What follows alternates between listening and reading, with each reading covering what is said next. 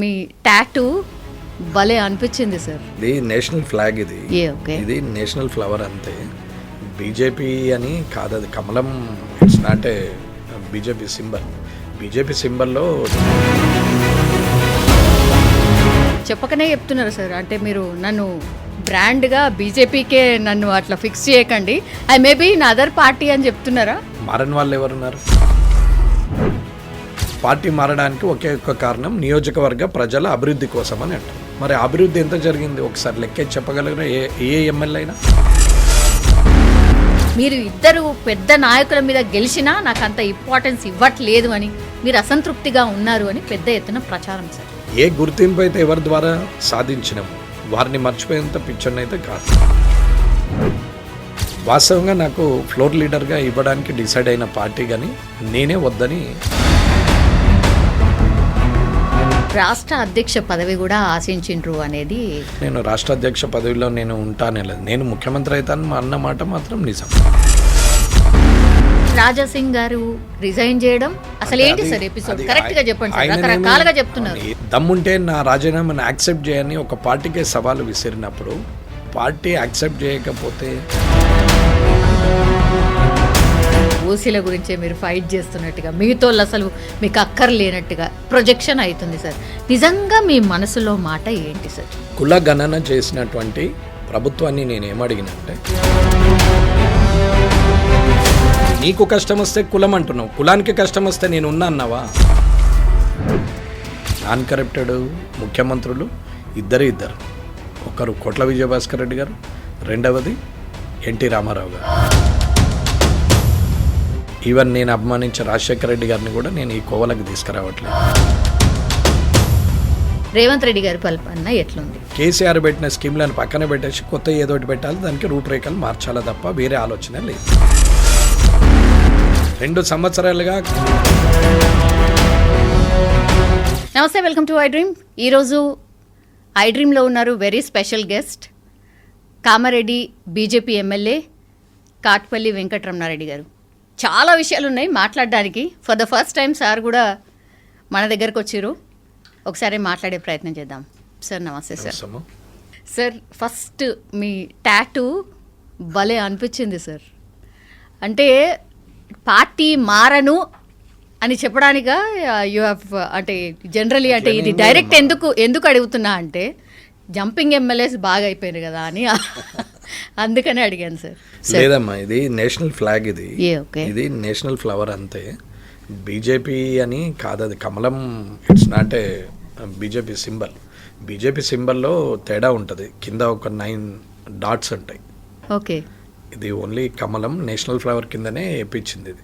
So nationalism అనేది నాకు interest. రెండోది ఈ భారతీయ జెండా అంటే చాలా అభిమానం, కాబట్టి అది ఫ్లాగ్ ఉండాలనేది నా ఆలోచన. దానికోసం అవి వేయించాను అంతే. అంటే మీరు చెప్పకనే చెప్తున్నారు సార్. అంటే మీరు నన్ను బ్రాండ్గా బీజేపీకే నన్ను అట్లా ఫిక్స్ చేయకండి, I maybe in other party అని చెప్తున్నారా? అంటే లైక్ అది క్యారెక్టర్ అమ్మా, అది మారచ్చు మారకపోతే. నేను సత్యహరిశ్చంద్రన్ అని చెప్పి రేపు పొద్దున మారితే మారని వాళ్ళు ఎవరున్నారు? మారాల్సిన అవసరం ఎందుకు వచ్చింది? అసలు ఎందుకు మారుతున్నారు? ప్రజల కోసమా, తన సొంత లాభం కోసమా అనేది కూడా ప్రజలు గమనించాలి. ప్రజల కోసం అయితే మారితే తప్పేం లేదు. కానీ మారిన ఏం ప్రజాప్రతినిధి ఇప్పటివరకు ఆ ప్రజలకు ఏం చేసిండు అనేది ఒక పెద్ద క్వశ్చన్ మార్క్. ఇప్పుడు ఎవరినైనా తీసుకోండి, మీరు జంపింగ్ జపాంగ్ అని చెప్పేస్తారు, అందరూ జంపింగ్ ఎమ్మెల్యేలు అని మాట్లాడతారు కదా. మారినటువంటి ఎమ్మెల్యేలు అందరూ కూడా ప్రజల నియోజకవర్గ ప్రజల అభివృద్ధి కోసం మారినామని చెప్తారు. సింపుల్ డైలాగ్ అంతే, ఇంకేం లేదు. ఏది జిందా తిలాస్మాత్ లాగా సర్వరోగ నివారణ జిందా తిలాస్మాత్. పార్టీ మారడానికి ఒకే ఒక్క కారణం నియోజకవర్గ ప్రజల అభివృద్ధి కోసం అని అంటారు. మరి అభివృద్ధి ఎంత జరిగింది ఒకసారి లెక్కే చెప్పగలరా? ఏ ఎమ్మెల్యే అయినా? మారిన ఎమ్మెల్యే ఈ నియోజకవర్గానికి నేను పార్టీ మారడం వల్ల ఒక సింబల్ మీద గెలిచి ఇంకొక సింబల్ ఉన్నటువంటి పార్టీ అధికారంలోకి వచ్చింది కాబట్టి నేను ప్రతిపక్షంలో ఉంటే నష్టం జరుగుతుంది కాన్స్టిట్యున్సీకి అని చెప్పి నేను అధికార పక్షంలోకి వచ్చినా అని చెప్తున్నారు కదా. అవును, వచ్చి చేసిన అభివృద్ధి ఏందో ప్రజలతో చెప్పించగలరా? లేదా ప్రజల మధ్యన వీళ్ళు చెప్పగలరా? ఈ రెండు ప్రశ్నలకు ఆన్సర్ ఇస్తే పార్టీకి నేను కట్టుబడి ఉన్నా అని ప్రభుత్వంలో ఉన్నప్పుడు మాట్లాడతారు, ప్రజల ముందట మాట్లాడతారు. అదే ప్రభుత్వం రానిప్పుడు ప్రతిపక్షంలో ఉండి కొట్లాడే క్షణమోపిక కూడా లేని ప్రజాప్రతినిధులు ఏ లాభం కోసము ఇవాళ పార్టీలు మారుతున్నారు అనేది ప్రజలు ఆలోచించుకోవాలి. నేను చెప్పిన దాంట్లో మొత్తం అర్థం ఉంది. దీన్ని కొంచెం విశ్లేషణ చేసుకుంటే ప్రజలందరికీ అర్థమవుతుంది నేనేం చెప్పాను అనేది. Yes sir. అంటే ఏదైనా సరే మీరు ముక్సూటుగానే మాట్లాడతారు, అంటే ఫేస్ టు ఫేసే చెప్పేస్తారు, పెద్ద దాచుకున్నట్టు కూడా ఏం అనిపించదు సార్. చాలా ఇంటర్వ్యూస్ చూసినప్పుడు కూడా అదే అనిపిస్తుంది సార్. నా స్ట్రైట్ క్వశ్చన్, మీరు బీజేపీ ఆఫీస్కి ఈ మధ్య కాలంలో ఎనీ టైమ్స్ పోయారు? మీరు గెలిచినప్పటి నుంచి ఇప్పటి వరకు? నేను గెలిచిన తర్వాత మ్యాక్సిమం ఒక 1 month వరకు పబ్లిక్తోనే అయ్యింది, ఇంటి దగ్గర కలవడానికి. ఆ తర్వాత ఒకసారి పార్టీ ఆఫీస్కి వెళ్ళాం, ఒక మీటింగ్ ఉండే. ఆ తర్వాత అక్కడ ఒక మీటింగ్ అయింది, ఆల్ ఎమ్మెల్యేస్. దెన్ నెక్స్ట్ ఒక 15 daysకి అట్లా అసెంబ్లీలో ప్రమాణ స్వీకారము ఉంది. మేము ఫస్ట్ పోలేదు కాబట్టి తర్వాత ప్రమాణ స్వీకారం కోసం అదొక మీటింగ్ అయింది. ఆ తర్వాత నన్ను జనసంకల్ప యాత్రలోనే రాష్ట్రమంతటా తిరగడం జరిగింది. తర్వాత ఎంపీ ఎలక్షన్ల వరకు కూడా రాష్ట్రమంతటా తిరగడం జరిగింది. ఎంపీ ఎలక్షన్స్ అయిపోయిన తర్వాత నేను ఎమ్మెల్సీ ఎలక్షను గ్రాడ్యుయేట్ దాంట్లో ఈ ప్రేమేందర్ రెడ్డి గారు భారతీయ జనతా పార్టీ తరపున ఉంటే నల్గొండ, ఖమ్మం, వరంగల్ దాంట్లో 15-20 రోజులు అక్కడే ఉండడం జరిగింది. ఆల్మోస్ట్ నేను గెలిచిన నుంచి డిసెంబర్ నుంచి మొదలు పెడితే జనవరి, ఫిబ్రవరి, మార్చ్, ఏప్రిల్, మే, జూన్, జూలై, ఆగస్ట్, సెప్టెంబరు 2024 వరకు నేను ఆల్మోస్ట్ పార్టీ పని మీదనే తిరిగాం. ఒక 8 to 9 months నేను కాన్స్టిట్యున్సీకి కూడా వెళ్ళలేదు. అట్లనే రాష్ట్రం మొత్తం మీద తిరగడం జరిగింది. ఓకే. ఒకవేళ ఉంటే ఒక 5 రోజులు 6 రోజులు ఉండొచ్చు మంత్లీ, మొత్తం ఒక మంత్ కలిసి. అండ్ యావరేజ్ ఒక 1 month అక్కడ ఉంటే ఒక 8 months ఇక్కడ ఉన్నాం. ఆ తర్వాత ఎమ్మెల్సీ ఎలక్షన్స్ అయిపోయినాయి. తర్వాత ఒక 2-3 months ఒక 2-3 మీటింగ్లకు పార్టీ ఆఫీస్కి వెళ్ళాం. సో లోకల్లోనే ఉండిపోయాము, 24/7 అక్కడే ఉన్నాం. ఫ్యామిలీ కూడా అక్కడే ఉంటుంది, క్యాంప్ ఆఫీస్లో ఉంటాం. తర్వాత వీళ్ళు ఈ టీచర్ ఎమ్మెల్సీ, గ్రాడ్యుయేట్ ఎమ్మెల్సీ ఏదైతే మొన్న ఎలక్షన్ అయింది, అంజిరెడ్డి గారు, కుమరయ్య గారు ఉన్నప్పుడు మళ్ళీ కరీంనగర్లో ఒక 13-14 days ఉన్నాం, ఉండి వర్క్ చూసుకున్నాము. ఆ తర్వాత నేను ఇంకా రాలేదు. ఒక 6 months పార్టీ ఆఫీస్కి ఏం వెళ్ళలేదు, ఎప్పుడు వెళ్ళలేదు. ఈ మధ్యన వినాయక చవితి నాడు ఒకటి, ఆ తర్వాత ఒక మీటింగ్ ఉంది రామచంద్రరావు గారితో అంటే ఒకటి, మొన్న రాష్ట్ర పదాధికారుల మీటింగ్ అంటే ఒకటి వెళ్ళడం జరిగింది. 3-4 సార్లు వెళ్ళాం. ఆల్మోస్ట్ లెక్కేస్తే ఒక 10 సార్లు వెళ్ళొచ్చు 2 yearsలో. సార్ చాలా తక్కువ వెళ్ళిన ఎమ్మెల్యే మీరేనా? అంటే ఇది ఎందుకు పర్టికులర్గా అడుగుతున్నా అంటే మీరు అసంతృప్తిగా ఉన్నారని, పార్టీ నాయకత్వం మిమ్మల్ని పట్టించుకోవట్లేదని, మీరు ఇంకేదో ఆశిస్తున్నారు కానీ మీ ఇంపార్టెన్స్ లేదని, మీరు ఇద్దరు పెద్ద నాయకుల మీద గెలిచినా నాకు అంత ఇంపార్టెన్స్ ఇవ్వట్లేదు అని మీరు అసంతృప్తిగా ఉన్నారు అని పెద్ద ఎత్తున ప్రచారం సార్. అదేం తప్పమ్మా. ఎందుకనంటే పార్టీ నాకు టికెట్ ఇచ్చింది, గెలిపించింది. ఇవాళ నాకు ఈ గుర్తింపు ఉన్నదంటే పార్టీ వల్లనే. మీరు ఇక్కడికి పిలవడమైనా, మీడియా అంతా నన్ను చూపెట్టాలని, నాతో ఇంటర్వ్యూ కావాలని అడగడమైనా, ఇదంతా కూడా పార్టీ ఇచ్చినటువంటి గౌరవం. ఆ పార్టీ ఇచ్చిన టికెట్ మీద కామారెడ్డి ప్రజలు గెలిపించడం వల్ల ఇవాళ నేను ఇంత ఎలివేషన్ వచ్చింది. లేకుంటే Venkataramana Reddy is the zero. But Venkataramana Reddy ఎప్పుడు హీరో అయిండు? పార్టీ ప్లాట్ఫామ్ మీద టికెట్ ఇచ్చినప్పుడు, కామారెడ్డి ప్రజలు ఓటేసి గెలిపించినప్పుడు, వారి పుణ్యం ద్వారానే మనం హీరోగా మారడం జరిగింది. ప్రజలు గుర్తించడం జరిగింది, రాష్ట్రం అంతటా కూడా గుర్తించడం జరిగింది. ఏ గుర్తింపు అయితే ఎవరి ద్వారా సాధించినామో వారిని మర్చిపోయేంత పిచ్చర్ని అయితే కాదు, ఒకటి. రెండవది, నాకే గుర్తింపు రాలేదు అనుకుంటే ఇంతకన్నా పెద్ద గుర్తింపు ఇంకే పదవికి రాదనేది నా ఉద్దేశం. ప్రజలు, నేను గొప్పగా, ప్రజలందరికీ తెలిసింది గొప్పగా 2 ముఖ్యమంత్రుల మీద, అంటే ఒక మాజీ ముఖ్యమంత్రి, ఒక ప్రజెంట్ ముఖ్యమంత్రి, లేదా ఆ టైంలో అప్పటి ముఖ్యమంత్రి, కాబోయే ముఖ్యమంత్రి, ఏది చెప్పినా ఇద్దరి మీద, ఆ పెద్దోళ్ళ మీద గెలవడం వల్ల నాకు ఎలివేషన్ వచ్చిందనేది ప్రజలందరూ అనుకుంటుంటారు. అది నిజం కాదని నేను అన్నా. కానీ నేనెప్పుడు అట్లా ఫీల్ కాలేదు. నేను ఎప్పుడు ఏమని ఫీల్ అవుతానంటే, రూపాయి తీసుకోకుండా, ఒక్క సీసా మందు వంచకుండా, వితౌట్ బ్రైబ్తోని ఒక్క లంచం అనేది పదమే లేకుండా ఓటేసిన ప్రజలు ఉన్నారు చూడండి, వాళ్ళు గొప్పోళ్ళు అనేది నేను ఫీల్ అవుతాను. పైసా ఖర్చు పెట్టలేదు సార్. పైసలు కూడా ఎక్కడ మందు పంచలేదు, ఒక్క రూపాయి కూడా పంచలేదు. మామూలుగా అందరూ రాజకీయం అంటే పంచంది గెలుస్తారు అనేది ఒక చిన్న టాపిక్. అది పంచడం పంచకపోవడం అనేది నేను ఇంతకుముందే కూడా చెప్పాను. నేననేది ఏంటంటే ఆ ఇద్దరి మీద గెలవడం వల్ల ఇంత గుర్తింపు వచ్చింది అనేది నిజమే. కానీ గెలవడానికి అసలు కారణం ఏంది అని అంటే ఇది అనేది నేను చెప్తున్నాను. ప్రజలు, కామారెడ్డి ప్రజలు ఏమి ఆశించకుండా మనవాడు మనోడు రేపొద్దున మనకు ఉపయోగపడతాడు, నిజాయితీగా ఉంటాడు, ఉన్నది మాట్లాడతాడు, అయితే అవుతుంది అంటాడు, లేకుంటే లేదంటాడు అనే ఒకే గుర్తింపు మీద చేశారు. లేదా సోషల్ సర్వీస్ చేసిన దాని మీద, అందరికీ సాయపడ్డ దాని మీద కూడా మనోడు అనుకునే ఒక గుర్తింపు వచ్చి ఉంటుంది. దానివల్ల గెలవడం జరిగింది. కానీ పబ్లిక్ ఎలివేషన్ అంతా ఇద్దరి మీద గెలవడం జరిగిందని. ఇంతకన్నా పెద్ద గుర్తింపు ఏ పదవి వస్తే గుర్తింపు వస్తుంది? ఇప్పుడు నేను ఒక మామూలు ఎమ్మెల్యేను, పార్టీ పదవి కూడా లేదు. ఒక 119 మందిలో నేను ఒక ఎమ్మెల్యేను. 119 మంది ఎమ్మెల్యేల పేర్లు ఏ ప్రజలు చెప్తారు? పోనీ ఒక 20 మంది పేర్లు చెప్పమంటే ఎంతమంది పేర్లు చెప్తారు? ఆ చెప్పే పేర్లలో కనీసం నా పేరైతే ఉంది కదా, ఆ 20లోనో 10లోనో నా పేరైతే వస్తుంది. సరే, కేసీఆర్ గారు, రేవంత్ రెడ్డి గారు, కేటీఆర్ గారు, హరీష్ రావు గారు, శ్రీధర్ బాబు గారు, బట్టి విక్రమార్క గారు, వెంకటరెడ్డి గారు, ఇట్లా మంత్రుల పేర్లు చెప్తే లాస్ట్కు బీజేపీకి వచ్చేసరికి ఓ వెంకటరమణారెడ్డి గారు అనే పేరైతే వస్తుంది. ఇంతకన్నా పెద్ద అదృష్టం ఏముంది? ఇకపోతే ఇది ఒక రకం. వాస్తవంగా నాకు ఫ్లోర్ లీడర్గా ఇవ్వడానికి డిసైడ్ అయిన పార్టీ, కానీ నేనే వద్దని అనుకున్నాను. దాంట్లో ఏమి ఇబ్బంది లేదు. మహేశ్వర్ రెడ్డి గారికి ఇవ్వమని చెప్పి నేనే రికమెండ్ చేయడం జరిగింది.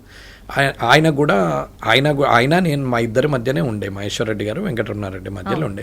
ఆయన 2 సార్లు ఎమ్మెల్యేగా గెలిచారు, నేను మొదటిసారి గెలిచాను. ఆయన 2వ సారి గెలిచారు. ఆయన 2009లో ఎమ్మెల్యే అయ్యారు, మళ్ళీ 2023లో కూడా ఎమ్మెల్యే అయ్యారు. కాబట్టి నేను మొదటిసారి ఎమ్మెల్యేను. సీనియర్ ఉంటారు, అయితే రాజాసింగ్ గారికి ఇవ్వండి, లేదు అని అంటే మహేశ్వర్ రెడ్డి గారికి ఇవ్వండి. ఆ ఇద్దరిట్లలో ఎవరికైనా ఇవ్వండి, సీనియర్లు ఉన్నారు. మిగతాళ్ళమందరం మొదటిసారి గెలిచిన వాళ్ళమే.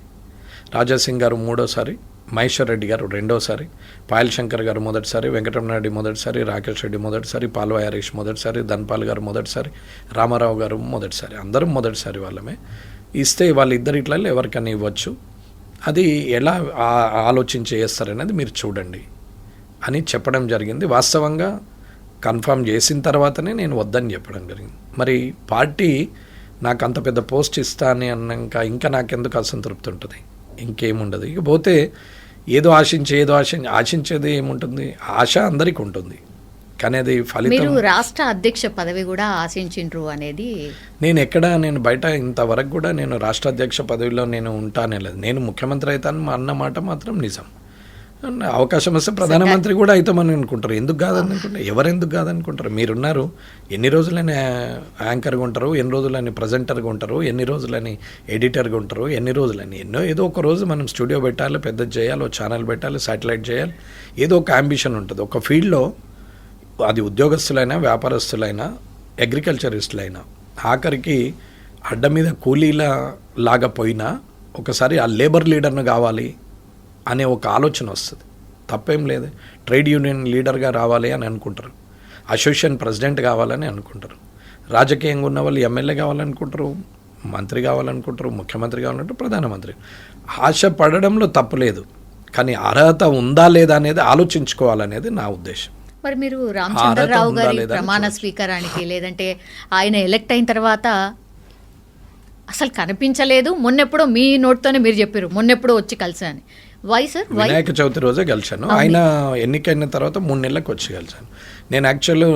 నేను ఏవైతే గుళ్ళు, కుల సంఘాలు, కళ్యాణపాలు ఏవైతే ఫైనాన్షియల్ రిటర్న్స్ ఉంటాయో ఆ సంఘంకు పెట్టుబడి పెట్టిన తర్వాత దాని మీద ఇన్కమ్ అనేది ప్రజలకు ఉండాలా, అప్పుడు ఆ సంఘం బలోపేతంగా అవుతుంది. కానీ డెడ్ ఇన్వెస్ట్మెంట్ చేయొద్దు అనేది నా ఆలోచన. ఒకటి పనికిరాని కట్టడం కట్టించే కన్నా దానివల్ల రిటర్న్స్ వచ్చే కట్టడం కట్టియడం కరెక్ట్ అనేది నా ఆలోచన. కళ్యాణపము ఖచ్చితంగా కిరాయిలు వస్తాయి, వాళ్ళకు ఆ సంఘంలో జమ అవుతూ ఉంటుంది. ఇది నా ఉద్దేశం. గుళ్ళు ఉన్నాయి, మానసిక పరిస్థితి బాగాలేనప్పుడు ప్రతి ఒక్కరం పోయేది గుడికే. ఎంత ఇబ్బందులు వచ్చినా, ఎంత డబ్బున్నోడైనా, ఎంత డబ్బు లేనోడైనా, పుష్కలంగా ఆరోగ్యంగా ఉన్నోడైనా ఒక్క పొద్దులు పట్టిపోతాడు, అనారోగ్యం ఉన్నోడు ఖచ్చితంగా బాగు చేయి భగవంతుడు అని దేవుని దగ్గరికి పోతాడు. కాబట్టి ఆ గుళ్ళకి కానీ మసీదులకు కానీ చర్చిలకు కానీ ఆ వాల్యూ ఉంది. కాబట్టి మనిషి ప్రశాంతంగా తన గురించి తాను కోరుకునే ఒకే ఒక్క ప్లేసు అవి దేవుడు ఉన్నటువంటి గుళ్ళు తప్ప వేరే అవకాశం అయితే ఉండదు. సంతోషాన్ని మిత్ర బృందానికి పంచుకోవచ్చు, లేదా పార్ట్నర్స్తో పంచుకోవచ్చు, లేదా కుటుంబంతో పంచుకోవచ్చు. కానీ కష్టాన్ని మాత్రం దేవునితోనే పంచుకుంటాం. అది ప్రతి ఒక్కరూ మన ఆత్మవిమర్శ చేసుకుంటే అర్థమవుతుంది. ఎవరం కోరుకున్న ఓ టైంలో భగవంతుడు జర నన్ను ఇది చూడని చెప్పి ఇట్లా అనే పోతాము అంతే. పొద్దున్న లేసాను అది ఖచ్చితంగా చేస్తాం. అదేకి ఒక్క పూట దొరకలేదా రామచంద్రరావు గారికి? అయితే ఆయన పూట దొరకలేదంటే నేను అవన్నీ రోజు 35 నుంచి 40 సంఘాల ఇనాగ్రేషన్స్ ఉండే. అట్లా 3600 సంఘాల దగ్గర నేను మొత్తం కంప్లీట్గా డైలీ చేసుకుంటూ పోతే కూడా నాకు నెల రోజులు చేస్తే 900 అయినాయి. 900, 1000 దాకా దాటలేవు. కంటిన్యూగా నేను 2.5 months చేసిన. 2.5 months చేస్తే ఇంకా 25% ఇంకా పెండింగ్ ఉన్నాయి, అవి చేయలేదు ఇంకా. కంటిన్యూగా 3 months, almost 3 months, 2.5 months means 82 days చేసాం కంటిన్యూగా. నేను వర్షం వచ్చినా రాకున్నా ఏదన్నా మార్నింగ్ 8 to ఈవినింగ్ 8, 9 వరకు కంటిన్యూ చేసాం. నా ఫేస్బుక్లో ఆ డేట్స్తో సహా కనపడుతుంది. నేనేదో ఓరల్గా మాట్లాడుతుంది. కాటిపల్లి వెంకటరమణారెడ్డి అని కొడితే ఆ డేట్లలో ఎన్ని గ్రామాలలో ఎన్ని చేశాడు అనేది లైవ్ కనపడుతూనే ఉంటుంది ఫేస్బుక్. రామచంద్రరావు గారు ఎలక్ట్ సో ఆ రోజు రామచంద్రరావు గారి ఎలక్షన్ కన్నా వారం 10 రోజుల ముందే కిషన్ రెడ్డి గారికి నేను చెప్పాను, అన్న మరి నేను రమ్మంటున్నారు, నాకేమో ఇది ఉంది, ఇవి ఒక ప్రోగ్రామ్ 2 ప్రోగ్రాంలు అంటే క్యాన్సిల్ చేయొచ్చు, 35-40 ప్రోగ్రాంలు క్యాన్సిల్ చేయడం అంటే చాలా ఇబ్బంది అవుతుందన్న. అందరూ ఒక్కొక్క సంఘంలో 100-150 మంది they are waiting for me, నా కోసం ఎదురు చూస్తుంటారు. అట్లా రోజు 4-5 వేల మందిని క్యాన్సిల్ చేయలేము, కంటిన్యూ ఉంది, నన్ను ఏం చేయమంటారంటే సరే పర్లేదు మీరు రాకున్నా పర్లేదు అని కిషన్ రెడ్డి గారు అన్నారు. తర్వాత ఎలక్షన్ అయింది. ఎలక్షన్ రోజు కూడా రమ్మని చెప్తే కూడా చెప్పినా ఇట్లా ఉంది పరిస్థితి అంటే సరే అన్నారు. నేను ఎప్పటికప్పుడు కిషన్ రెడ్డి గారికి చెప్పాం. తర్వాత ప్రమాణ స్వీకారం అయిన రామచంద్రరావు గారిది అయిన రోజు కూడా అది ఫస్ట్ ఏదైతే అనుకున్నామో ఆ డేట్ ఖాళీ ఉండే నాకు. తర్వాత షెడ్యూల్ అలాగే ఉంది. తర్వాత ప్రమాణ స్వీకారం డేట్ కొంచెం దూరం పోయేసరికి మళ్ళీ ఆగాల్సి వచ్చింది. నాకు అక్కడ షెడ్యూల్ ఉండే, రామచంద్రరావు గారి దగ్గర కాలేదు. యాక్చువల్గా రామచంద్రరావు గారుతో నేను చాలా క్లోజ్గా ఉంటాను, చాలా హ్యాపీగా ఉంటాము. ఆయన మనిషిగా 100% చాలా జెన్యూన్, కల్మషం లేని వ్యక్తి. రాజకీయ నాయకుని అంటే లక్షణాలు అంటే కన్నింగ్ నేచర్ ఆయన దగ్గర లేదు. అడగకుండానే చెప్పేస్తున్నారు, మా మధ్యలో ఏ డిఫరెన్స్ లేదని ముందే చెప్పేస్తున్నారు. అంటే సేఫ్ సైడ్ ఏం లేదమ్మా. ఆయన నిజంగా కూడా కల్మషం లేని వ్యక్తి. మీరు ఎవరినైనా అడిగినా చెప్తారు పార్టీలో. మరి రాజాసింగ్ గారు రిజైన్ చేయడం, ఆయన ప్రమాణ స్వీకారం చేయడం ఆల్మోస్ట్ సేమ్. మరి రాజాసింగ్ గారు అసలు ఏంటి సార్ ఎపిసోడ్? కరెక్ట్ గా చెప్పండి సార్, రకరకాలుగా చెప్తున్నారు. ఏదైనా చెప్పొచ్చమ్మా, పార్టీ అది. నీకు నిజంగానే చెయ్యాలని, పోటీ చేయాలని ఉంది, వెళ్ళి అప్లికేషన్ చేసి చేసేది ఉండు. వెళ్ళినరు కానీ అప్లికేషన్ అయితే చేయలేదు అనేది వాళ్ళ వాదన. చేసేందుకు పోతే తీసుకోలేదని ఈయన వాదన. సరే ఏదన్నా కావచ్చు, అది పార్టీ. 2 సార్లు ఎమ్మెల్యేగా గెలిచావు, 3 సార్లు గెలిచావు, ఆ పార్టీ సింబల్ మీదనే కదా. ఇంటి గుట్టును బయటది పెట్టద్దు కదా. భార్య సింటిది కూడా ఎక్కడో దగ్గర తప్పు చేస్తుంది, భర్త సింటోడు కూడా ఎక్కడో దగ్గర తప్పు చేస్తాడు, పిల్లలు కూడా ఎక్కడో దగ్గర తప్పు చేస్తారు. కానీ మంచిని చూడాలి కానీ ఒక్కసారి 2 సార్లు చెడు జరిగిందని దాన్ని పట్టుకొని మనం మంచినే మర్చిపోతే కష్టం. ఎవరెంత అయినా ఏ రాజకీయ నాయకుడు రాజకీయంలో వర్గాలు అనేది కామన్, అది లేకుండా ఉండనే ఉండదు. అది లేదు అని చెప్పడం అనేది తప్పు. అది ఉంటేనే రాజకీయం, అది లేకపోతే రాజకీయం కాదు. ఈ భూమి ఉన్న రోజులు సూర్యచంద్రులు ఎంత అయితే నిజమో, ఈ రాజకీయం ఉన్నన్ని రోజులు వర్గాలు శత్రువులు అనేది అంతే కామన్. ఆ సూర్యచంద్రులు ఈ భూమి ఉన్న రోజులు ఎంతైతే నిజమో, ఈ రాజకీయం అనే పదానికి, ఈ రంగానికి వాస్తవంగా శత్రువులు ఉంటారు, ఖచ్చితంగా వర్గాలు ఉంటుంది. నాకు నచ్చింది మీకు నచ్చాలని లేదు, నా ఐడియా మీది కరెక్ట్ అని మీరు ఒప్పుకోవాలని రూలు లేదు. మీ ఒపీనియన్ మీది, నా ఒపీనియన్ నాది. కానీ ఒక డిస్కషన్ చేసిన తర్వాత ఏదో ఒక ఒపీనియన్ కంక్లూజన్కి వస్తుంది. సరే 3 సార్లు గెలిచిర్రు, ఆ రికగ్నేషన్ మీద హైయర్ అథారిటీకి కంప్లైంట్ చేసి, నేను బ్రదర్గా ఆయనకు నాకు 10 ఏళ్ళు ఇంచుమించుగా ఒక 8-10 ఏళ్ళు, నేను 8 ఏళ్ళన్నా పెద్దోడిని అనుకుంటున్నాను. నేనైతే 8-10 ఏళ్ళు పెద్దోడినే అనుకుంటున్నాను. 45 అట్లా ఉంటుండొచ్చు, నేనైతే 55.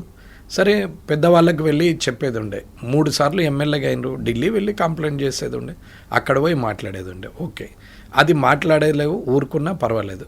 రాజీనామా చేస్తున్నా దమ్ముంటే యాక్సెప్ట్ చెయ్యి అనడం మాత్రం తప్పమ్మా. ఆయన ముందరనే నేను చెప్పగలుగుతా, నాకు కలుస్తాడు. నిన్న మొన్న నాంపల్లి కోటలో కూడా కలిసినాం, హగ్ చేసుకుంటాం, అట్లా ఏం లేదు. అన్న అంటాడు, అన్న అంటా, నాకు కూడా ఆయన అంటే ఇష్టమే, అట్లేం లేదు. కానీ ఆయన దమ్ముంటే నా రాజీనామాను యాక్సెప్ట్ చేయని ఒక పార్టీకే సవాలు విసిరినప్పుడు, పార్టీ యాక్సెప్ట్ చేయకపోతే పార్టీ సున్నా అవుతుంది. పార్టీలో దమ్ము లేదని అంటారు. ఆ దమ్ము ఉందా లేదా అనేది క్వశ్చన్ వేసింది ఎవరు? రాజాసింగ్ గారు వేశారు. దమ్ము ఉంటే అని అన్నారు. దమ్ము ఉంటే అంటే చేయాల్సిన పరిస్థితి వచ్చింది, చేశారు, రాజీనామా చేశారు. ఈయన రాజీనామాను వాళ్ళు యాక్సెప్ట్ చేశారు. సస్పెండ్ చేయలేదు పార్టీ సస్పెండ్ చేస్తే పార్టీ తప్పు అవుతుంది. ఇవాళ నేను రాజీనామా చేస్తే అది నా ఇష్టం, నేను రాజీనామా చేయొచ్చు.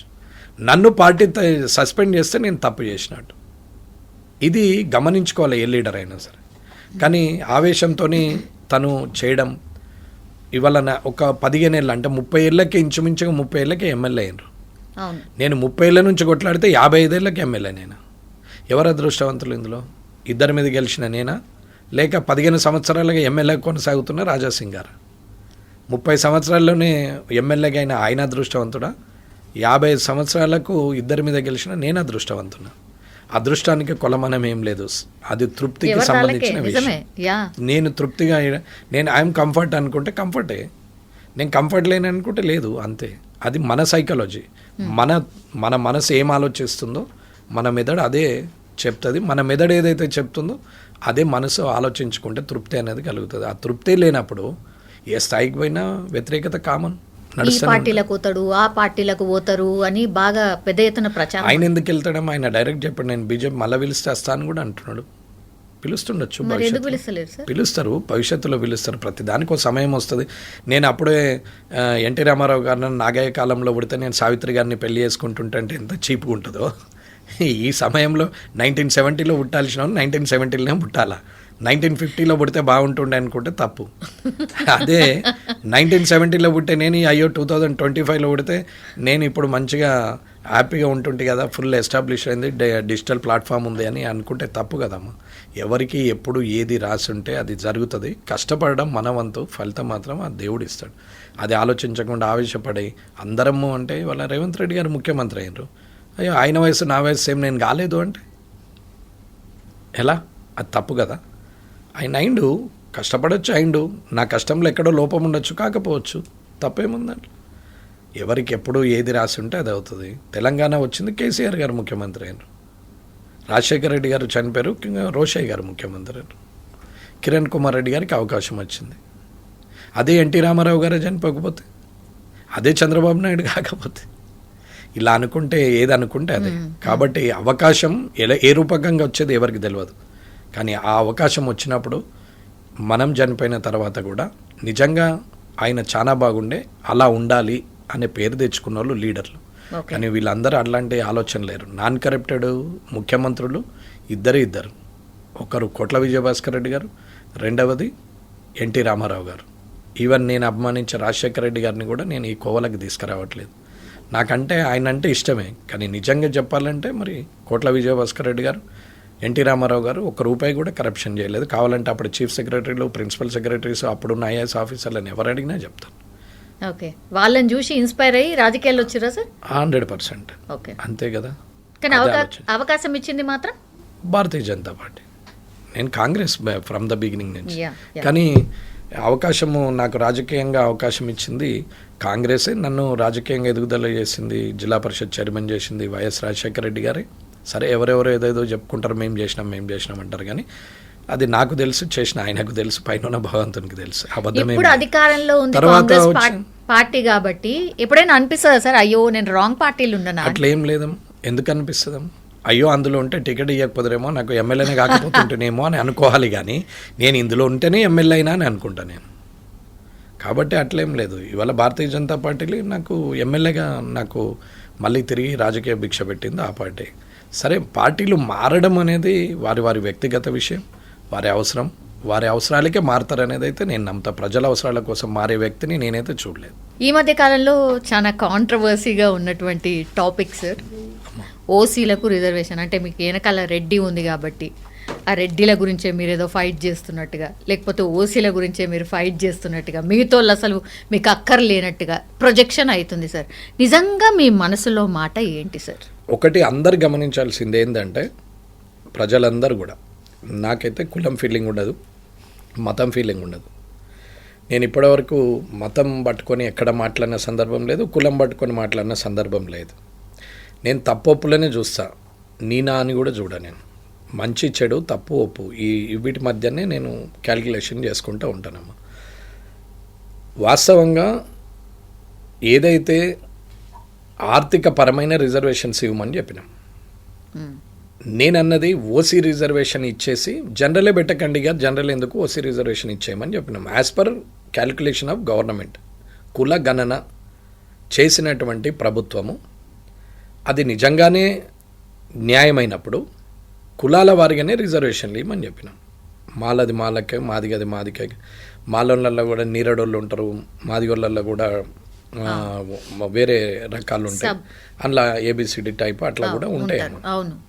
చెర్ల నుంచి నీళ్ళు ఇడిచిపెట్టే వాళ్ళని నీరడోళ్ళు అంటారు, డప్పు కొట్టేటోళ్ళు డప్పు కొట్టేటోళ్ళు డప్పు కొట్టుతూ ఉంటారు. ఇక తోలు తీసేవాళ్ళు, బర్రెలు చనిపోతే గోజల తోళ్ళు తీసేవాళ్ళు వాళ్ళు ఉంటారు. అలాగే బొందలు దవ్వేటోళ్ళు వాళ్ళు ఉంటారు, కాటిపాపలోళ్ళు ఉంటారు. వీళ్ళందరూ చాలా రకాలు ఉంటాయి అందులో. అట్లా మాలోళ్ళల్లో కూడా ఉంటారు.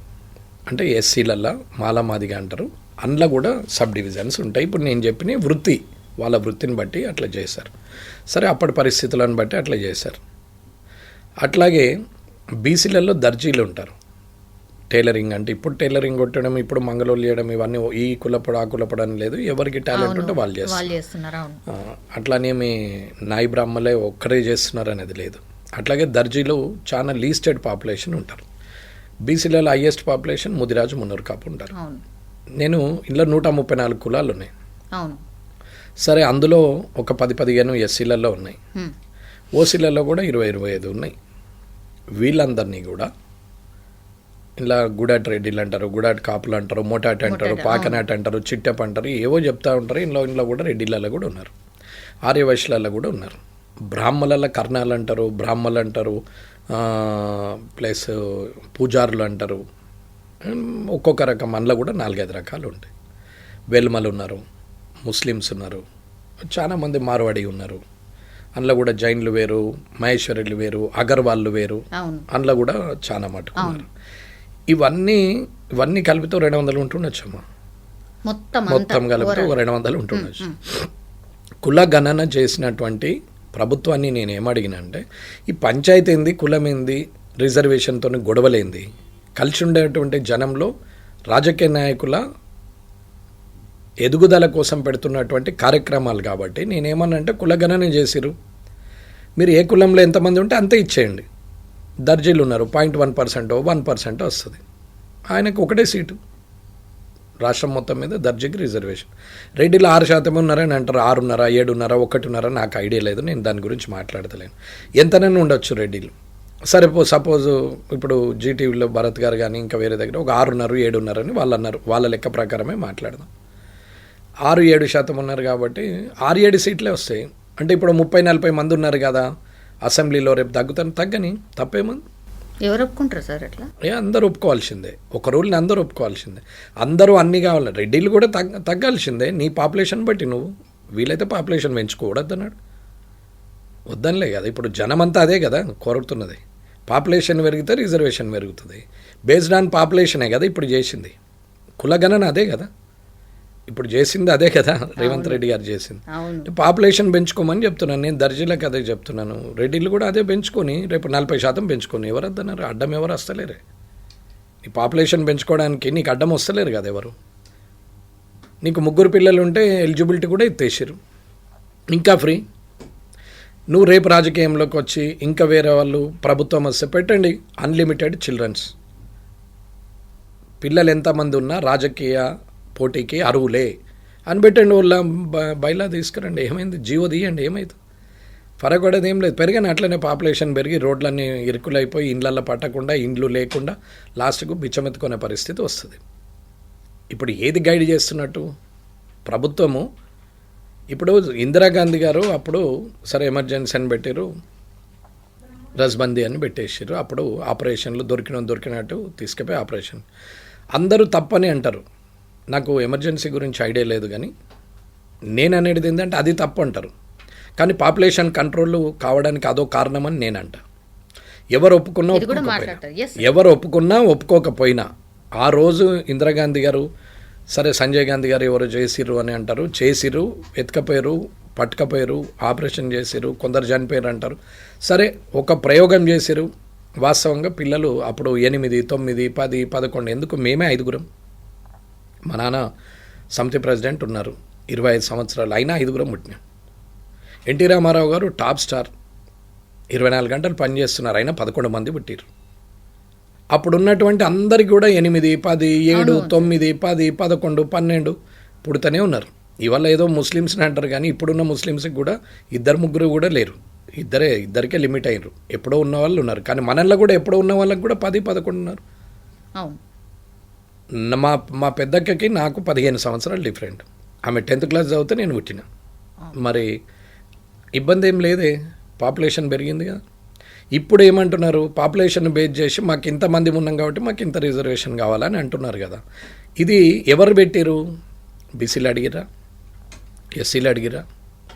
ఏ కులం అన్న అడిగిందా? ఏ కులం అడగలేదే.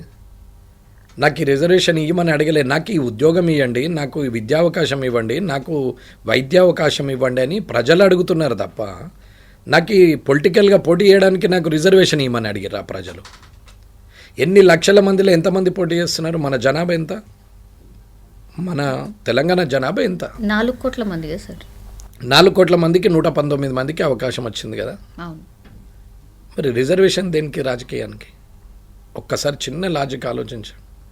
ఎంపీడీసీలు, సర్పంచులు మొత్తం కలిసి ఎంతమంది? 12,000 మంది అవుతారు.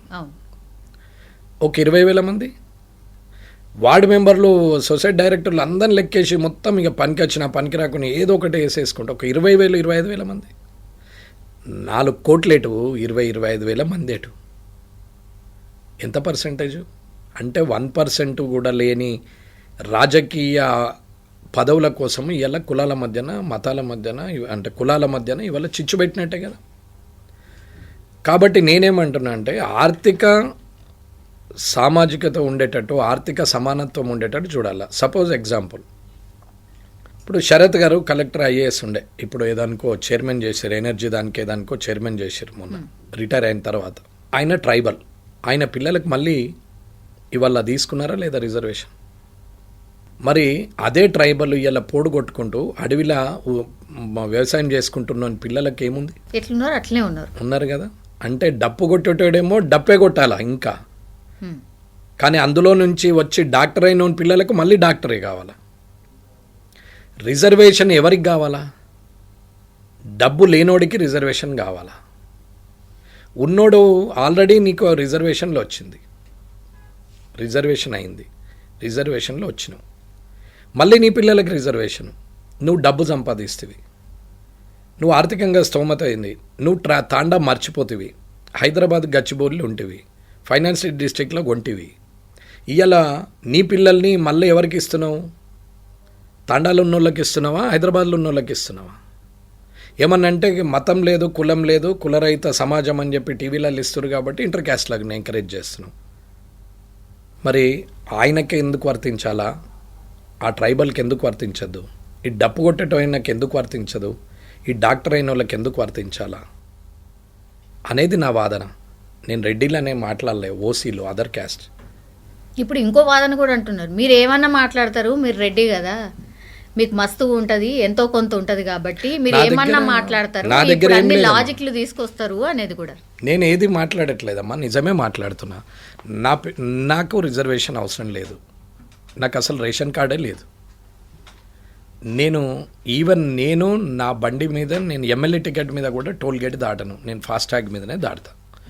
అన్నిటికన్నా ముఖ్య విషయము, నేను ఇప్పటికీ గవర్నమెంట్ నుంచి పిఎన్ తీసుకోలేదు. ఎమ్మెల్యేగా నేనే నా ఫోన్లో మాట్లాడుకుంటా. నేనే ప్రజలతో మాట్లాడతా. నాతో ఆఫీస్లో పనిచేసే వాళ్ళు నా టీం మెంబర్స్ ఫ్రీ ఆఫ్ కాస్ట్లని చేస్తారు. వాళ్ళు ఎవరికి జీతాలు లేవు. ఎక్కడ చేయం కావాలంటే కలెక్టర్ గారిని అడగచ్చు, కామారెడ్డి కలెక్టర్ని అడగచ్చు, వెంకటరమణారెడ్డి గారికి గవర్నమెంట్ పిఏ ఉన్నారా అని అడగచ్చు. ఎందుకు తీసుకోలేదమ్మా 24 నెలల నుంచి ఒక గవర్నమెంట్ పిఏను? ₹1,00,000 జీతం ఉంటుంది ఆయనకి. ఎందుకు తీసుకోలేదు సార్? 24 లక్షల రూపాయలు అవుతుండే ఇప్పటికి జీతం. ఆయనకు ప్రజలకు పని చేయాలా, నాకు పని చేయాలా? ఏం చేస్తారమ్మా? వీళ్ళు వచ్చి నా ఫైళ్ళు పట్టుకుంటారు, నా టవాల్ పట్టుకుంటారు, నాకు నీళ్ళ బాటిల్ పట్టుకుంటారు, చెమటేస్తే వెంటనే టిష్యూ ఇస్తారు, తుడుచుకోవాలి మనం. వీడికి చేయలేవా? ఎమ్మెల్యేకు ఇప్పుకొని తాగరాదా? అంటే నీ ఫైల్ నువ్వు పట్టుకొని రాదా? అసలు వాళ్ళ పని ఏంది సార్? వాళ్ళ పని ఏముంది? అఫీషియల్గా కోఆర్డినేషన్, ఎమ్మెల్యేకు ప్రజలకు అధికారులకు మధ్యన కోఆర్డినేషన్ చేయాల్సింది పిఏలు. ఓకే, పిఏలు, ఓఎస్డీలు, పిఎస్లు, వాట్ ఎవర్ ఇట్ ఈస్. ఎవరైనా సరే ఓ రేంజ్ మంత్రుల దగ్గరికి వచ్చేసరికి ఓఎస్డీలు ఉంటారు, ఎమ్మెల్యేలకు వచ్చే పిఎస్లు ఉంటారు, పెట్టుకోవచ్చు. ఒక్కొక్క ఎమ్మెల్యేకి ఇద్దరిని పెట్టుకున్న సందర్భాలు చూపెడతా నేను. ఏం అవసరమమ్మా? వాళ్ళ చేతిలో ఫైల్ ఉంటుంది, ఎవరన్నా రాగానే ఆ పిఏకి ఇచ్చే అంటారు. నువ్వు వినవు, పిఏ మాట్లాడతాడు. పిఏ రిసీవింగ్ ఏముంటుంది? కొడుకు వచ్చి తండ్రికి కష్టం చెప్పుకుంటే తండ్రికి అర్థమవుతుంది, పాలోనికి అర్థం కాదు. కొడుకు వచ్చి కష్టం చెప్పుకుంటే తండ్రికి అర్థమవుతుంది, పాలోనికి అర్థం కాదు. భార్య వచ్చి భర్తకు చెప్పుకున్నా, భర్త పోయి భార్యకు చెప్పుకున్నా వాళ్ళకి అర్థమవుతుంది, పక్కింట్లో వాళ్ళకి అర్థం కాదు. కానీ ఇక్కడ ఏం జరుగుతున్నది? ఈయన ఆయనకు చేయమంటాడు, ప్రజలు వస్తే పిఏకు చెప్పండి, పిఏ రాసుకుంటాడు. పిఏ చెప్తే నీకు నెత్తికెక్కుతుంది, పిఏ చెప్పకపోతే ఊరుకుంటాడు. పిఏ మంచోడంటే మంచోడు అనిపిస్తుంది, పిఏ చెడ్డోడంటే చెడ్డోడు అనిపిస్తుంది. కారణం ఏంటంటే భార్య స్థానంలో ఆ పిఏ ఉంటాడు 24 గంటలు. భార్య ఏది చెప్తే అదే రైట్ అనుకుంటారు, భర్త ఏది చెప్తే అదే రైట్ అనుకునే భార్య ఎట్లుంటుందో, భార్య చెప్తే భర్త ఎట్లా అనుకుంటాడో అట్లనే ఒక లీడర్కు పిఏ అట్లా అంటారు. పిఏ అంటే నథింగ్ బట్ వైఫ్. 100% ఆయన చెప్పిందే వింటారు. అవునా? ఆయనకు నచ్చితే ఓకే, నచ్చకపోతే వేరు. ఈ పిఏ చేయాల్సిన పని ఏంటి? ఆఫీస్లో కూర్చోండి, ఎమ్మెల్యే క్యాంప్ ఆఫీస్లో కూర్చోండి, పబ్లిక్ కోఆర్డినేషన్ చేస్తూ అఫీషియల్ కోఆర్డినేషన్ చేయాలి. కానీ ఎమ్మెల్యే వెనక బండ్లే పట్టుకొని ఫైళ్ళు పట్టుకొని వెనక తిరగాల్సిన అవసరం లేదు. ఈయనకు చెమటేస్తే తుడవాల్సిన అవసరం లేదు, టిష్యూలు ఇవ్వాల్సిన అవసరం లేదు, ఈయన వస్తువులన్నీ వాళ్ళు మొయ్యాల్సిన అవసరం లేదు. ఎంబటున్న 2 గన్మెన్లకు ఈయనకు అన్ని బ్యాగులు ఇస్తారు, పేపర్లు ఇస్తారు, తువ్వాలలు ఇస్తారు, టిష్యూలు ఇస్తారు. సార్కు మళ్ళీ ఆకలి అయితే నట్స్ అన్నీ అవి పెట్టేసి డ్రై ఫ్రూట్స్ పెట్టి తాపుకోసారి చేతికి అందిస్తారు. సారు పెళ్ళిళ్ళకి పోతే ఇస్తరాకు తెచ్చిస్తారు. సారు తిన్న తర్వాత చేతికి కడిగేందుకు నీళ్ళు ఇస్తారు, సారు తాగేందుకు మంచినీళ్ళు ఇస్తారు. మళ్ళీ సార్ను ఇంట్లో లోపల దాకా దించేసి వస్తారు. కానీ ప్రజలకు ఏం చేస్తారు? మరి నేను పిఏని కూడా తీసుకోలేదమ్మా.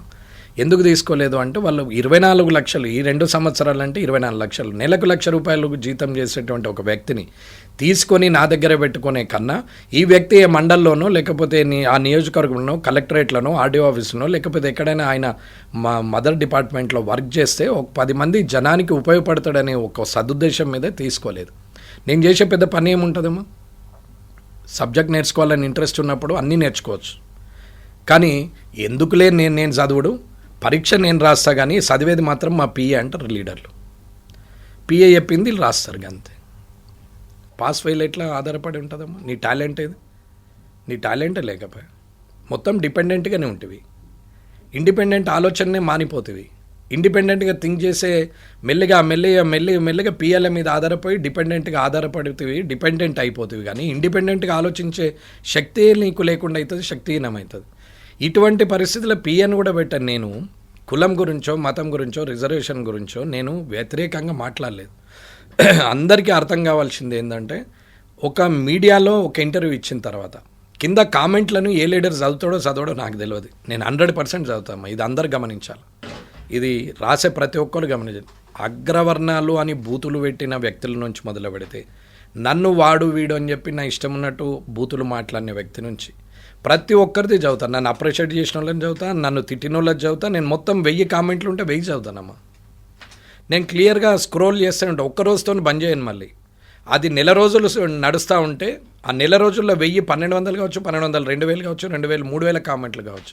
ఎక్కడి వరకు చదివినా అక్కడి నుంచి మళ్ళీ చూసుకుంటా. ఎక్కడైతే ఆ కామెంట్లో నిజంగా నాకు నేను మాట్లాడిన దాంట్లో తప్పు పోయింది అని అనుకున్నప్పుడు అవి పాయింట్ చేసుకుంటాను, నేను నోట్ చేసుకుంటాను. నోట్ చేసుకొని అది మళ్ళీ తప్పు జరగద్దు అనేది నేను ఆలోచిస్తాను. కానీ నేను మాట్లాడే ముందే 99% ఎక్కడ తప్పు దొరలకుండా పొల్లు పోకుండానే నేను ఆలోచించుకొని మాట్లాడతాను. నేను ఒక్కసారి నా నోటి నుంచి బయటకు వస్తే తప్పు జరిగితే వెంటనే సరిదిద్దుకొని తప్పైందని చెప్పగలిగే వ్యక్తినే తప్ప తప్పును కూడా నిజం చేయాలనే ఆలోచన ఉన్న వ్యక్తిని కాదు. ఇది అందరూ గమనించాలి. ఈ పెట్టే వాళ్ళు కూడా వాళ్ళు ఎవరన్నా అడ్వర్స్గా పెడితే కూడా వాళ్ళు ఎక్కడా అని కూడా చూస్తాను నేను. వాళ్ళు సోషల్ మీడియాలో కామెంట్ చేసే వ్యక్తులు ఈ రిజర్వేషన్ విషయంలో మాట్లాడినప్పుడు నేను మాట్లాడేది మొత్తం వింటే, నేను ఇచ్చినటువంటి ఇంటర్వ్యూ మొత్తము విన్న తర్వాత నువ్వు కామెంట్ చేస్తే నేను ఒప్పుకుంటా.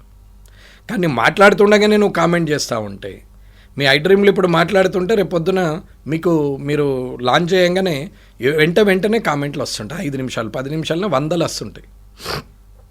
ఏదైనా రావచ్చు, వద్దని నేను అంటలే, వాళ్ళ ఇష్టం, అది వాళ్ళ తెలివి, వాళ్ళ జ్ఞానానికే నేను వదిలేస్తున్నా. వాళ్ళది వాళ్ళు ఆలోచించుకోవచ్చు.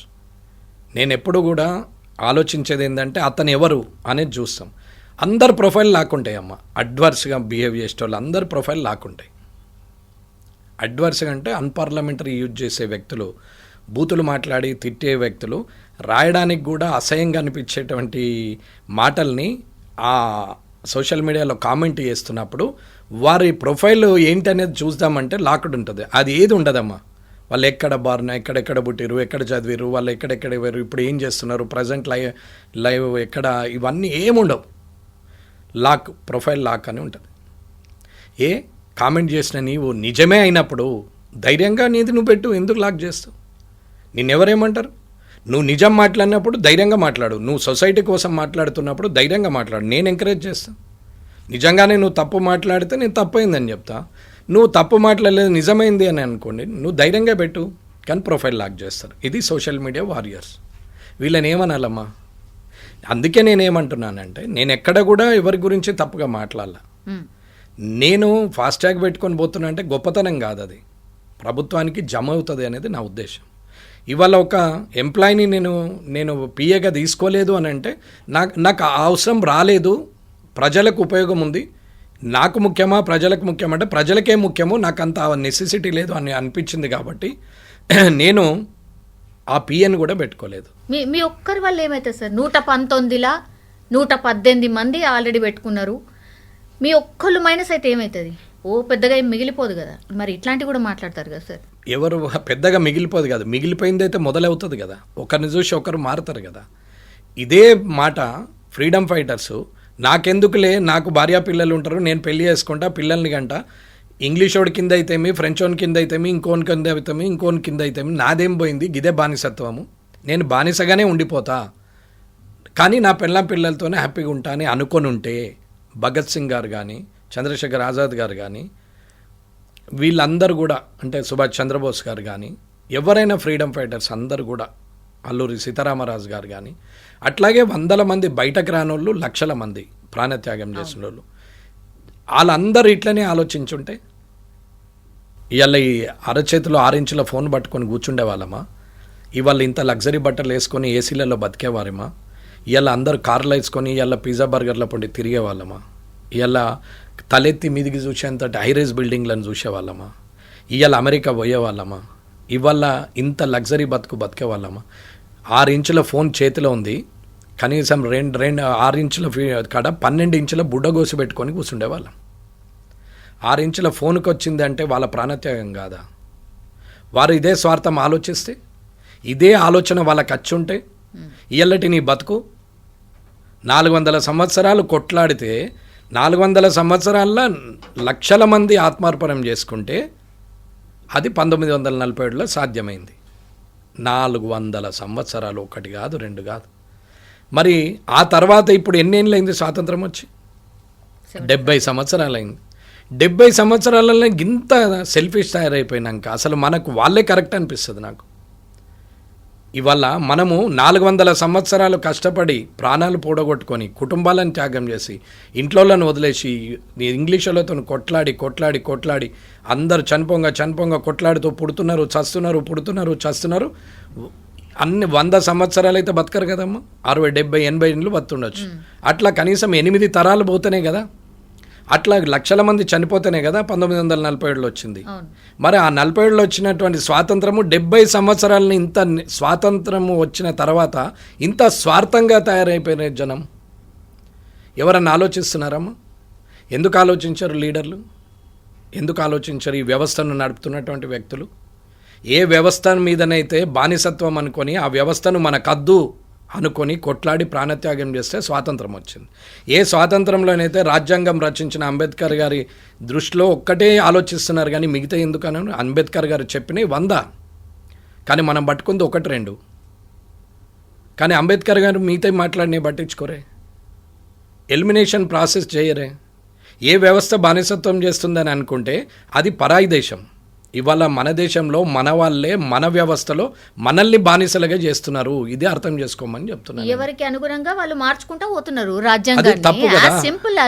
రాజ్యాంగం మార్చాలని అంటే రాజ్యాంగంలో ఉన్న లొసుగులల్లా ఇష్టం ఉన్నట్టు జీవోలు తీసుకుంటూ అమెండ్మెంట్ చేస్తూ యాక్ట్లు మారుస్తూ ఇష్టం ఉన్నట్టు చేస్తున్నారు.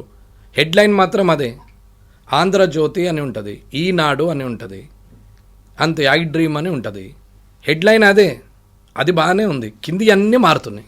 ఎవరు ఇష్టం వచ్చినప్పుడు ఎడిటర్ మారినా కొద్దీ కింది మారుతాయి, ఎడిటర్ మారినా కొద్దీ కింది అన్నీ మారుతాయి.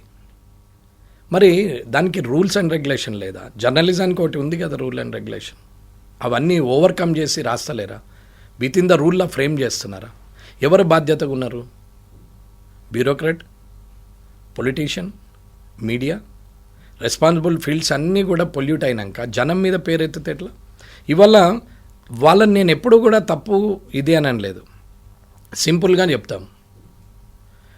ఇప్పుడు నేను పేర్లు తీసుకొని చెప్తా. ఫస్ట్ నా నుంచి మొదలు పెడదాం. ఇప్పుడు మా అన్న ఉన్నాడు ఈటల రాజేందర్ అన్న, మా జమునక్క రెడ్డే కదా, రైట్?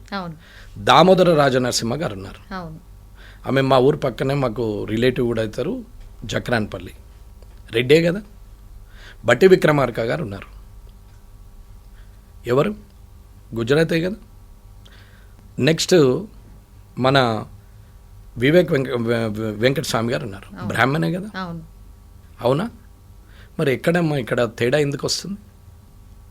వాళ్ళ కాపురాలు బాగానే ఉన్నాయి కదా, కలిసే ఉంటున్నారు కదా, పిల్లలు పుట్టారు కదా. మరి రిజర్వేషన్స్ ఏవి అవైలమెంట్ అవుతున్నాయి నాకు చెప్పండి. ఓసీ అవుతుందా, బీసీ అవుతుందా, ఎస్సీ అవుతుందా చెప్పండి.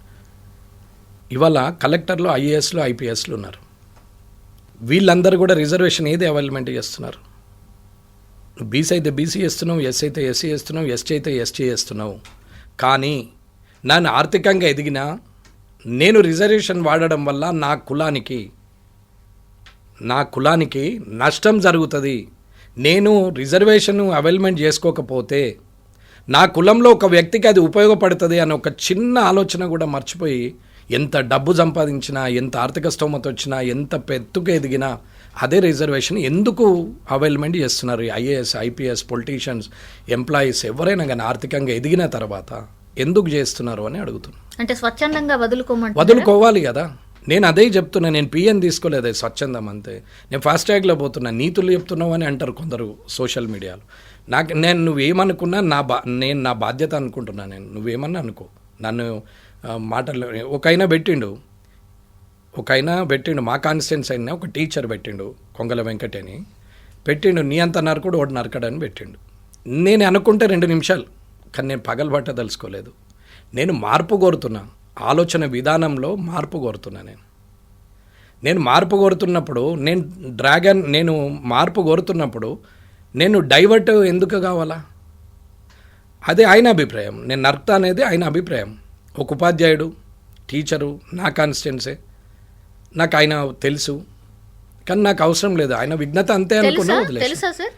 ఆయనకి ఇప్పుడు తెలుస్తుంది మీడియా ద్వారా, ఎందుకంటే నేను చదువుతా అనేది వాళ్ళకి తెలవాలని అంటున్నా. ఓకే, ఇప్పుడు ఒకైనా ఇట్లాగే చాలామంది పెట్టారు. సరే, ఇప్పుడు మరి ఇక్కడ వివేక్ గారు ఎవరు? దామోదర్ రాజనరసింహ గారు ఎవరు? బట్టి విక్రమార్క గారు ఎవరు? మరి వీళ్ళందరూ ఎవరు? ఎక్కడుంది ఫీలింగ్? మరి జస్ట్ క్రియేటింగ్ అంతే కదా. మరి ఎందుకు మాత్రమే తప్పించి ఏం లేదు. అంతే 100% నీకు కష్టం వస్తే కులం అంటున్నావు, కులానికి కష్టం వస్తే నేను ఉన్నా అన్నావా? నీకు కష్టం వస్తే కులం పేరు తీసుకుంటున్నావు, కానీ కులానికి కష్టం వస్తే నువ్వు ఉన్నావా అని అడుగుతున్నాం. నేను ముదిరాజులు 300 కాపులు వేస్తే గెలిచినా అని గర్వంగా చెప్తా, బీసీలు వేస్తే గెలిచినా అని చెప్తున్నాం, క్లియర్గా చెప్తాం, ఏం ఇబ్బంది లేదు. ఫార్వర్డ్ క్లాస్ వాళ్ళు బాధపడ్డా, ఎస్సీ ఎస్టీలు బాధపడ్డా నాకేం ఇబ్బంది లేదు. వాళ్ళు చారానే వేస్తే వీళ్ళు బారానే వేసిరని చెప్తున్నాను. బీసీలు క్లియర్గా నేను కులాల వరకే చెప్పగలుగుతాను. నాకు ఓటేసింది బూతులల్లో ఎవరెవరు ఉన్నారు, ఏ క్యాస్ట్లో ఉన్నారు నాకు ఐ నో వెరీ వెల్. నేను మొత్తం బూత్ వైజ్ ఏ కులంలో ఎన్ని ఓట్లు ఉన్నాయి అన్ని చూసుకున్న వ్యక్తిగా. సార్ వాళ్ళ వాదన కూడా అదే కదా, మేము ఎక్కున్నాము, మేము వేస్తేనే గెలుస్తున్నాము అని వాళ్ళే చెప్తున్నారు కదా. కుల్లా మీరు కూడా ఒప్పుకుంటున్నారు అదే. కులం ప్రకారమే రిజర్వేషన్ ఇవ్వాలంటే పాపులేషన్ ప్రకారమే ఇవ్వాలంటున్నప్పుడు పాపులేషన్ పెరగనా అని నేను అడుగుతున్న వాళ్ళకి కూడా పెంచమనే చెప్తున్నా. లేని వాళ్ళకి ఎస్సీలు కూడా 100% కావాలా? ఎందుకు ఆపుతారు? ఏ కులమైన ఎందుకు ఆపుతుంది? పెంచండి, అందరు పెంచండి. మరి దాని ప్రకారం రిజర్వేషన్ మారుతుంది. రిజర్వేషన్ అయితే 100%ఏ కదా, 100,000 కాదు కదా. ఒకవేళ ఆ దేవుని దయతోనో లేకపోతే అది 100కే లిమిట్ అయింది ఉంది, కానీ అది గిట్ట 1000 కూడా చేసుకోవచ్చు అంటే రాజకీయ నాయకులు పెంచుదురు పర్సంటేజ్ 1000. అవుట్ ఆఫ్ 100 మీదనే క్యాల్కులేషన్ చేస్తున్నాం కాబట్టి ఆగిపోయినాం. అది అదృష్టం. లేకపోతే 1000 కూడా పెండి. రిజర్వేషన్స్ 100% ఉండాలని రూల్ ఏముంది? 1000% పెట్టచ్చు. చేయండి, అమెండ్మెంట్ చేయండి. మరి ఏం నేర్పుతున్నాం జనానికి? ఏం గొడవ పెడుతున్నాం జనం మధ్యన? కులాల పంచాయతీ మన దగ్గర అసలు లేకుండే సార్. అక్కడక్కడ వేరే చోట వినిపిస్తుండే కానీ మన పక్క తెలుగు రాష్ట్రాల్లో ఎక్కువ ఉంటుండే, కానీ ఇక్కడ అసలు మన దగ్గర కులాల పంచాయతీ ఆంధ్రాలో కూడా లేదనే చెప్తా నేను. ఎన్టీ రామారావు గారు వచ్చినాక ఫ్యాక్షనిజం బంద్ అయింది. ఫ్యాక్షనిజం బంద్ అయిన తర్వాత ఎవరి వ్యవసాయం ఎవరి కష్టం వాళ్ళతో బతకడం మొదలైంది. లీడర్లు కులాలను అప్పుడు పెంచి పోషించడం మొదలుపెట్టారు. ఎవ్వరు కూడా అక్కడ కూడా మీరు చూడండి, మన దగ్గరది ఆంధ్రది 2 ఎగ్జాంపుల్ చెప్తా. మన దగ్గర గ్రామాల్లో హిందూ ముస్లిం ఉంటారు, చిచ్చా కాకా మామ తాత అని మాట్లాడతారు. 100% ముస్లిమ్స్ వరుసలు పెట్టుకొని హిందువులు ముస్లిమ్స్ మాట్లాడతారు. అలాగే ఊర్లలో అలాంటి రిలేషన్ ఉన్నప్పుడు పట్టణంకి వచ్చేసరికి హిందూ ముస్లిం ఎందుకు అవుతుంది? ఎవరు నేర్పుతున్నారు ఇది? ఏమో మీ పార్టీ ఎక్కువ నేర్పుతుంది అని అంటారు కదా. పార్టీ గురించి మాట్లాడదాను, నేను వెంకటరమణారెడ్డిగానే మాట్లాడుతున్నాను. నా చేతిలో ఏం పువ్వు లేదు, నేనేం బీజేపీ అని మాట్లాడట్లేదు. నేను వ్యక్తిగానే మాట్లాడుతున్నా, ప్రతి ఇంటర్వ్యూ వ్యక్తిగానే ఇస్తున్నాను. నాకు ఈ సామాజిక స్పృహ ఉన్న వ్యక్తిగా నేను ప్రజలకు అర్థం కావాలనే నేను ఎవరు పిలిచినా వస్తున్నామ్మా. నాకేం షోక్తో కూడా కాదు, నాకు ఇంట్రెస్ట్ కూడా ఉండదు. కానీ ఇది ఇప్పుడు చెప్పకపోతే ఆలోచించే 5-10 మంది కూడా ఆలోచన లేకుండా అవుతారు. రెచ్చగొట్టే వందే ఇవాళ రాజ్యం అవుతుంది అని అంటున్నాం. పెద్ద పెద్ద మాటలు మాట్లాడుతున్నారు, అందరూ మాట్లాడుతున్నారు, తిడుతున్నారు, ఇష్టం ఉన్నట్టు మాట్లాడుతున్నారు. మాట్లాడినటువంటి వ్యక్తులు తన కులంలో ఎంతమందికి సాయం చేయొచ్చు, ఎంతమందికి బతికిచ్చినావు, ఎంతమందికి విద్యావకాశం ఇచ్చినావు, నీ పిల్లలలాగా నీ కులంలో ఉన్న లేని వాళ్ళ పిల్లల్ని కూడా చదివిస్తున్నావా? నీ పిల్లలకు కట్టే ఫీజు బదులు లేదా నీకు స్థాయి ఉంటే ఆ పిల్లల్ని చదివిస్తున్నావా? ఎందుకు కులం పేరు తీసుకొని మాట్లాడుతావు? నువ్వు రూపాయి పని చేయవు వాళ్ళకు, ఎందుకు కులం పేరు తీసుకొని మాట్లాడుతావు? కులం పేరు తీసుకునేటప్పుడు ఎప్పుడూ హక్కు ఉంటుంది. తండ్రికి సేవ చేస్తేనే ఆస్తి మీద హక్కు ఉంటుంది, తల్లిదండ్రులకు సేవ చేస్తేనే ఆస్తి మీద హక్కు ఉంటుంది. కానీ సేవ చేయంగానే ఆస్తి మీద హక్కు ఉంటుంది అనేది ఎట్లయితే మూర్ఖులు వాదిస్తున్నారో అదేలాగే ఇప్పుడు అయిపోతున్నావు. రిజర్వేషన్ అని మాట్లాడుతున్నావు, కానీ మరి నువ్వెంతమందికి సాయం చేస్తుంటావు? ఇప్పుడు మల్లన్న గారు ఉన్నారు, నాకేం వ్యతిరేకత లేదమ్మా ఆయన మీద. నేను అదే అడగబోతున్నా, ఈడబ్ల్యూఎస్ గురించి మాట్లాడతారు, ఈడబ్ల్యూఎస్ గురించి మాట్లాడతారు. అమ్మా అదర్ దెన్ 100 అది ఈడబ్ల్యూఎస్ అనేది 100లో కాదు. ఇది అందరు గుర్తించాలా. జీవో తీసుకోండి, ఈడబ్ల్యూఎస్ గూగుల్లో కొడితే వస్తుంది. అందులో ఏముందో చూడండి. 100 సీట్లు ఉన్నాయి, ఎవరి రిజర్వేషన్ వాళ్ళకు ఉండంగా 10 సీట్లు పెంచి ఈడబ్ల్యూఎస్ వాళ్ళకి ఇవ్వమన్నారు ఎడ్యుకేషన్లో. ఇది గమనించాల, ఉద్యోగంలో ఇది గమనించాల. అంతేగాని వీళ్ళకి చాలా మంది ఏమంటారు అందులో వీళ్ళకెళ్ళే నుంచి- తీసి ఇచ్చేసారు అని అంటారు. ఆ, ఆ. ఏం మాట్లాడతారమ్మా, తెలుసుకొని మాట్లాడితే సంతోషం. నేనేమి ఈడబ్ల్యూఎస్కు సపోర్ట్గా మాట్లాడలే, కానీ తప్పుడు సమాచారం ప్రజలకు ఇవ్వద్దు అని చెప్తున్నా. గూగుల్లో, ఫోన్లో, యూట్యూబ్లో 190 చూస్తారు, అడ్డమైనలా చూస్తారు, పనికి మాసినలా చూస్తారు. అందులో ఒక చిన్న అంటే ఏమంటారు తప్పుడు మాటలు పెడితే అది ఒత్తి చూస్తారు. ఆ హీరోతో ఈ హీరోయిన్కు లింకా అని పెట్టంగానే కట్టుకుమని కొట్టి చూస్తారు. 100 వ్యూలు పోతుంటాయి, 1000 పోతుంటాయి. అందులో ఏమి ఉండదు, కానీ క్యూరియాసిటీ, చూసేవాని క్యూరియాసిటీ అంత నేరో నాలెడ్జ్ అయిపోయింది జనంకి. వీళ్ళు కనీసం అందులో ఏముంది, ఏం పెట్టినావు అనేది కూడా చూడసే ఒప్పుకోలేదు. కానీ అదే మంచి మాట ఉంటే వినరు, స్క్రోల్ చేస్తారు, నూకేస్తారు, పైకి ఇట్లా ఇట్లా అంటారు, ఇట్లనే తలుగుతారు. అదే అయిపోయా. మరి మీరేం చేశారు? చేయాలి కదా. సరే, నువ్వు మాట్లాడుతున్నావు, మరి నీవేం చేసినావు చెప్పరాదు? పార్టీ పెట్టిండు కదా సార్ వాళ్ళ కోసం, అందుకే నేనైనా పార్టీ పెట్టి మా వాళ్ళ చేయను కదా, కోసం- అద్దంటలేము కదా. మా వాళ్ళ కోసం- కొట్లాడని దూషించద్దు ఎదుటోళ్ళని. నువ్వు హిందుత్వం గురించి కొట్లాడుతున్నావు, హిందువుగా సంతోషం, కానీ ముస్లింను తిట్టద్దు అనేది నా ఆలోచన. ముస్లింను తిట్టే అధికారం నీకు లేదు. నీ హిందువుగా పొగుడుకోవడానికి నీకు అధికారం ఉంది, అది ఏ కులమైనా ఏ మతమైనా. బీజేపీ అన్నారు కాబట్టి ఈ సింబల్ మీద చెప్తున్నాను నేను. అది బీజేపీ వాళ్ళమైనా సరే, హిందువుగా నిన్ను నువ్వు పొగుడుకో, నిన్ను నువ్వు ప్రొటెక్ట్ చేసుకో, నీదు నువ్వు సేవ్ చేసుకో, నువ్వేమైనా చేసుకో, కానీ ఎదుటోళ్ళను దూషించద్దు, ఎదుటోళ్ళ మీద మాట్లాడద్దు.